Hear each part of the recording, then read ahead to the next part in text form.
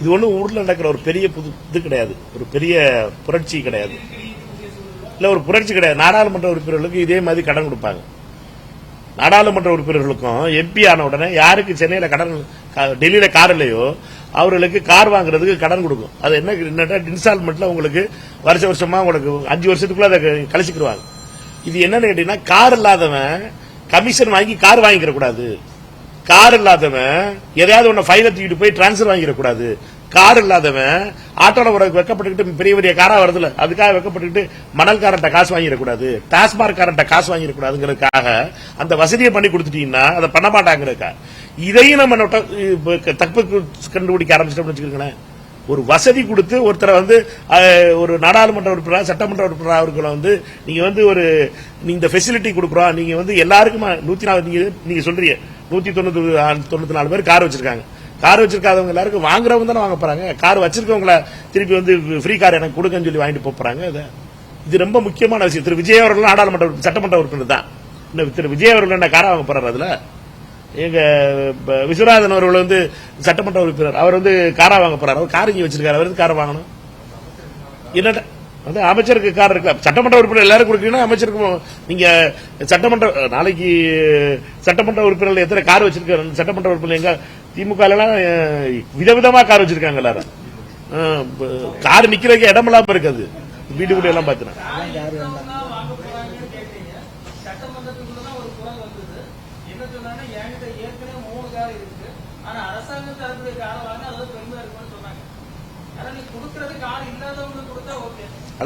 நான் சொல்றேன்,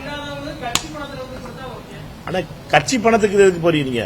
நீங்க ஒரு சட்டமன்ற உறுப்பினராகவும் நாடாளுமன்ற உறுப்பினராகவும் கவுன்சிலராகவும் ஆகிறவங்களுக்கு சரியா நான் பணம் கொடுக்கலனா அவனை தப்பு பண்ண சொல்ல போறீங்கன்னு அர்த்தம்.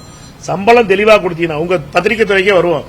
உங்களுக்கு சொன்னா நல்லா இருக்கு. பத்திரிகையாளர்களுக்கு பத்திரிகையில கரெக்டா கம்பெனி எந்த கம்பெனி காசு கொடுக்குதோ அந்த கம்பெனிட்ட அந்த பத்திரிகையாளருடைய பிஹேவியர் எப்படி இருக்கு, இல்லாட்டா பத்திரிகையாளர்களுடைய சூழ்நிலை என்ன, எந்த கொண்டு போய் தள்ளி விட்டுறோம்.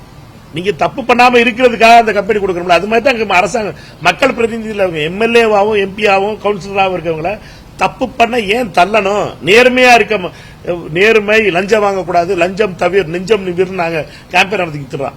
லஞ்சம் தவிர நெஞ்சம் நிவிர்னா என்ன பண்ணணும்? ஒரு இடத்துல இருந்து ஒரு இடத்துக்கு போறது கார் தேவைப்படுது, ஒரு இடத்துல இருந்து வீடு தேவைப்படுது. சென்னையில அங்கே ஆபீஸ் நடத்துறதுக்கு ஆபீஸ் இருக்கு, ஆபீஸுக்கு ஸ்டாஃப் தேவைப்படுது.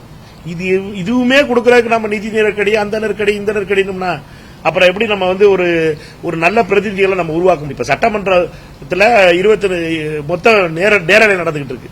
சட்டமன்ற உறுப்பினர்கள் யாரு எப்படி தப்பா பேசுறாங்க, எந்த வார்த்தைகள் பேசுறாங்க, இதெல்லாம் பார்த்துட்டு தானே இருக்காங்க ஊர்ல. மக்களை பொறுத்த வரைக்கும் இப்ப சீரியல் ஓடுறாப்புல நான் நீங்க தொகுதிக்கெல்லாம் போனீங்கன்னா இருக்கு, மத்தியானத்துல ஆள் வெளியில வர மாட்டேது.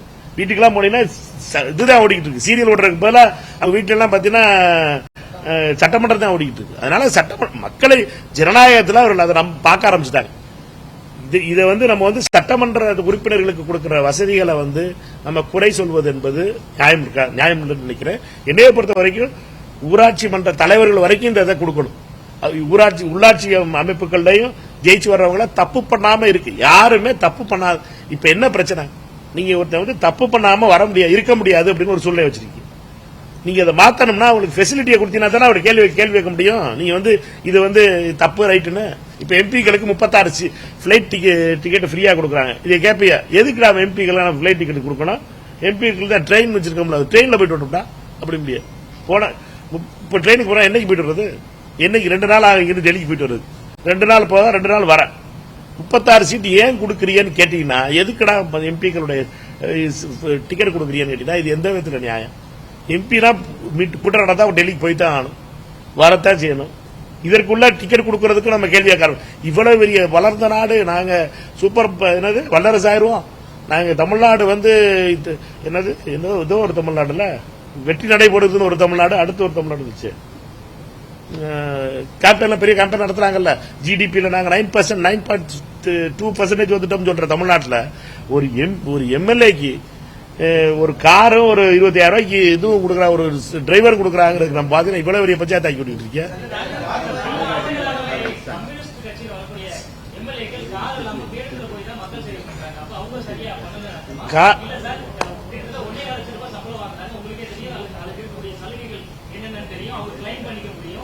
சம்பளம் வாங்கக்கூடிய வாங்கக்கூடியவங்க சொந்த செலவுல வாங்கும்போது அரசு வாங்கலாம் அப்படின்றத வந்து சொன்ன மாதிரி கார் இருந்தாலும் அரசு ஒரு கார் கொடுத்தா அதுல சேவை செய்யணும்னு சொல்றது வந்து எப்படி பாக்குறீங்க? பல ஆண்டுகளாக கம்யூனிஸ்ட் கட்சியில் கூடிய எம்எல்ஏக்கள் கார் இல்லாம தான் சேவை பண்ணிருக்காங்க. கார் வச்சிருக்க சட்டமன்ற உறுப்பினர்கள் வாங்குறாங்களாங்கிறத நம்ம யாரோ ஒரு சட்டமன்ற உறுப்பினர் சொன்னதை வச்சுட்டு எங்க தலைவர் கொடுத்தாரு அதனால நான் வாங்கிக்கிறேன்னு ஒரு ரசிகர் மன்றத்தில இருந்து வந்து ஆள் பேசுறதை வச்சுட்டு நீங்க மொத்தமா எல்லாத்தையும் ஒரே பிரச்சனை பெயிண்ட் பண்ணக்கூடாது. என்னை பொறுத்த வரைக்கும் நீங்க வெயிட் பண்ணுங்க. அதுக்கடுத்து ஆர்டிஐ போட்டு பாத்தீங்கன்னா வந்துட போகுது. ஒரு வருஷத்துல எந்தெந்த எம்பி எம்எல்ஏக்கெல்லாம் 2 கார் வச்சிருக்காங்கிற வந்துட போகுது. வந்தவொடனே வச்சு செய்யுங்க. காரை சொல்லணும். நான் சொல்றது ரொம்ப சிம்பிளானது. அவர்களுக்கு தேவையான வசதிகளை செஞ்சு கொடுக்கணுங்கிற மக்கள் பிரதிநிதியாக இருக்கவங்களுக்கு தேவையான வசதிகளை செஞ்சு கொடுத்தீங்கன்னா தான் அவர்கள் தப்பு செய்ய மாட்டாங்க. அவர்களை தப்பு செய்யறதுக்கு தள்ளி விட்டுறாதீங்க. நீங்க அவர்களுக்கு வந்து காசு இல்ல, நான் போறதுக்கு எனக்கு டிக்கெட் கொடுக்க மாட்டாங்க, அதுக்கு யாராவது இவருக்கு அண்ணனை கூப்பிட்டு செட் பண்ணி டிக்கெட் வாங்க வைக்கணும், அப்புறம் எனக்கு அங்கே தங்குறதுக்கு இடம் இருக்காது, சென்னைக்கு போனா அதுக்கு அண்ணன்ட்ட சொல்லி ஹோட்டல் ரூம் போட சொல்லணும். இப்படி ஆரம்பிச்சோம்னா சட்டமன்ற உறுப்பினர்கள் பார்த்தீங்கன்னா வெறும் பேப்பரை வாங்கிட்டோம், வெறும் வேற ஏதாச்சும் ஒரு புரோக்கர் வேலை பார்த்துட்டு தான் இருப்பாங்க. நீங்க அந்த வேலையெல்லாம் பார்க்க விடாம ஆக்கணும்னா அவங்க மக்கள் பிரச்சனைகளை பத்தி பேசக்கூடியவர்களா முழு நாள் சட்டமன்றத்தை நடத்திக்கிட்டு இருந்தீங்கன்னா நீங்க மக்கள் பிரச்சனையை பேசுறவங்களா அவங்கள வைக்கணும்னா மினிமம் வசதியா செஞ்சு கொடுக்கணுமா வேணாமா?